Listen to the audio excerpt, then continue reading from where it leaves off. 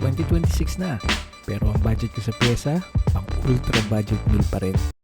Big disc para sa Sniper 150 at 155 na mura pero may deal. Madami sa merkadong brand magaganda. Pero tong napili ko, sa tingin ko, panalo na to. Sa halaga niya ng 1,700 pesos para sa 300mm na laki at 3.5mm na kapal, may kasama pa tong bracket na disente na rin kahit papano. Kaya ano pang hinihintay natin? Kabit na natin to. Let's go!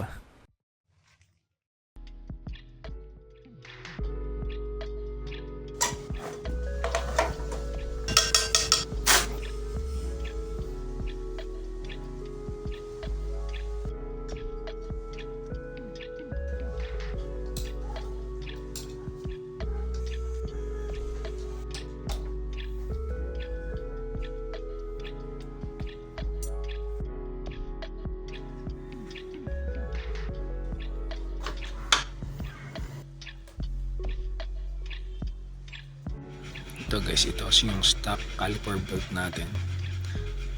Nagstay siya kasi yung 10x20 na binili natin sa Shopee na CNC bolts is medyo maikli para dito sa side na to.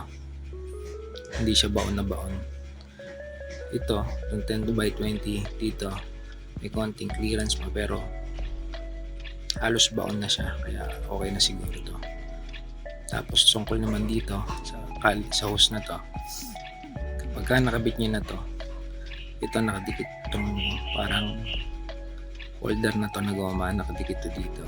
Tatanggalin nyo lang yan, nakadikit lang yan, tapos iusog nyo dito sa taas tsaka dito sa ilalim. Meron dyan isa pa, tatanggalin nyo rin yung dikit niya, iusog nyo lang para mahila nyo itong hose na to para umusog dito. Kasi pagka stuck pa rin yung pwesto nyo, mabibitin siya, hindi mo siya mahihila pag ganun.